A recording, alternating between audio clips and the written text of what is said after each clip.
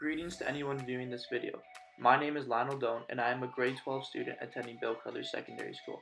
I am currently enrolled in grade 12 advanced functions and am making this video for my CCT. This video is a tutorial video on how to complete question 13 on page 206 in the Nelson Advanced Functions textbook with full solutions. The distance of a ship from its harbor is modeled by the function d of t is equal to negative 3t cubed plus 3t squared plus 18t, where t is the time elapsed in hours since departure from the harbor. A. Factor the time function. B. When does the ship return to the harbor? C. There's another zero of d of t. What is it and why is it not relevant to the problem? D. Draw a sketch of the function where t is between and equal to 0 and 3. E. Estimate the time that the ship begins its return trip back to the harbor. I have highlighted the key elements of the problem, which are the distance of the ship from its harbor, the function, and t is the time elapsed in hours since departure from the harbor. This is what the key elements represent in our question. The function tells us we will be working with the cubic function since the highest degree of the function is 3. Based off the variables given, this will be a distance time graph. T represents time elapsed in hours since the departure and will be on the x-axis since time is always independent. D of t represents the distance of a ship from the harbor and will be on the y-axis as distance is dependent on time.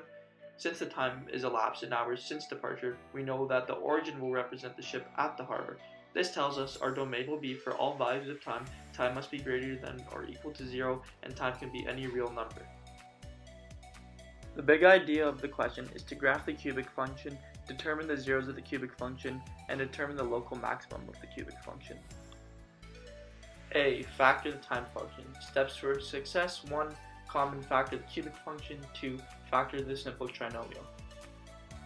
First of all, we will start with our function d of t is equal to negative 3t cubed plus 3t squared plus 18t. When we first look at this function, we see that there is a t common in each of the terms. Therefore, we can take out t and put it in front. As well as there is a negative 3 leading coefficient, and when you look at each of the terms, they're each divisible by negative 3. Therefore, we can take out a common negative 3t from each of the terms and put it out in front. When we factor out negative 3t, we are left with negative 3t bracket t squared minus t minus 6 bracket. Inside the bracket is a simple trinomial, and we can use our next step of factoring a simple trinomial to further factor this. We must find two numbers that multiply to negative 6 and add to negative 1. These two numbers are positive 2 and negative 3. Now, with our fully factored cubic function, we are left over with d of t equals negative 3t bracket t plus 2 bracket t minus 3 bracket. Therefore, the time function fully factored is d of t is equal to negative 3t bracket t plus 2 bracket t minus 3 bracket. B. When does the ship return to the harbor? Steps for success: 1. Set d of t equal to 0. 2. Determine the zeros of the cubic function. 3. Determine which zero represents the time in which the ship returns back to the harbor. First, we will start off with our function and set it equal to 0.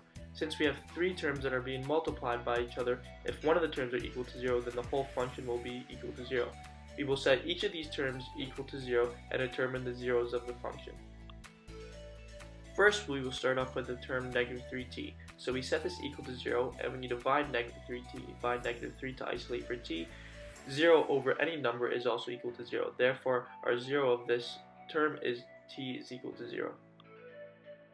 Next, we will take the term t plus 2 and set it equal to 0. In order to isolate for t, we must subtract negative 2 from each side. Therefore, we are left with our 0 of t equals negative 2. Now we will take our last term t minus 3 and set it equal to 0. Now we must add 3 to each side, and we are left with our 0 of t equals 3. Now we are left with our three zeros of t equals 0, negative 2, and 3. 0 is our starting point when the ship leaves the harbor, so we will not take this one into consideration. Negative 2 is one of the other zeros, but we will enter this in part C, so that leaves us with 3, which is the zero in which the ship returns back to the harbor. Therefore, the ship returns to the harbor after 3 hours have passed. C. There's another zero of d of t.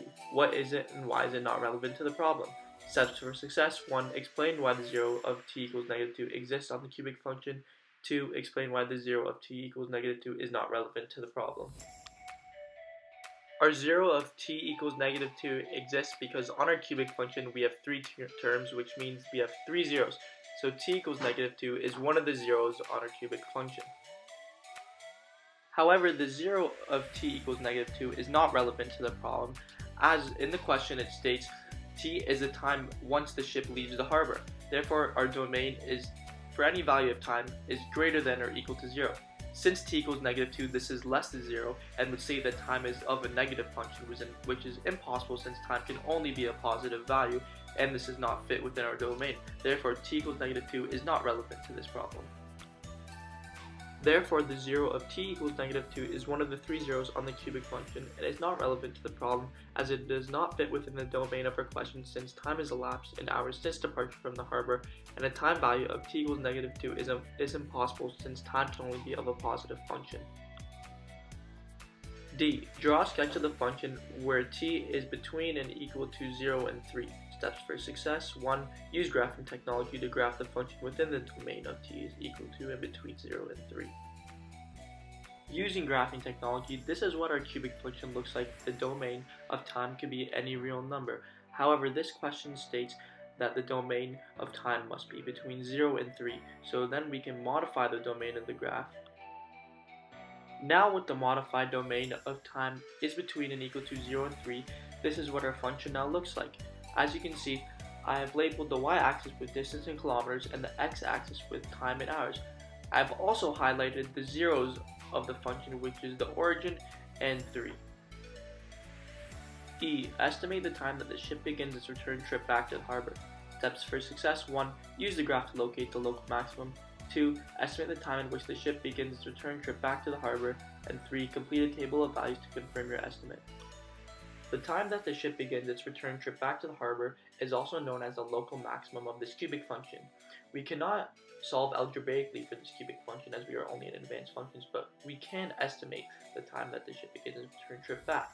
In order to do this, we will draw a line from the local maximum down to our value of times. This value gives us approximately 1.8 when we draw this line. Now, to confirm our estimate, we would take a table of values and take 0.1 below and above 1.8. We would take 1.7, 1.8, 1.9 and plug it into our function and solve using a calculator. These values give us 24.531 for 1.7, 24.624 for 1.8, and 24.453 for 1.9. As we can see from the table of values, 1.8 has the highest y value out of the three. Therefore, we can confirm or estimate that 1.8 is the time that the ship begins its return trip back to the harbor. Therefore, the ship begins its return trip back to the harbor approximately 1.8 hours into the trip. A possible type of career where this problem would be solved is aeronautical engineering.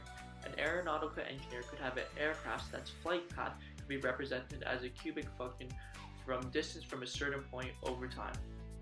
An aeronautical engineer would then have to factor this cubic function and could use a graph to determine the distance of a plane from a certain point for different times and determine times where the plane possibly returns back or goes away from the point that they have chosen.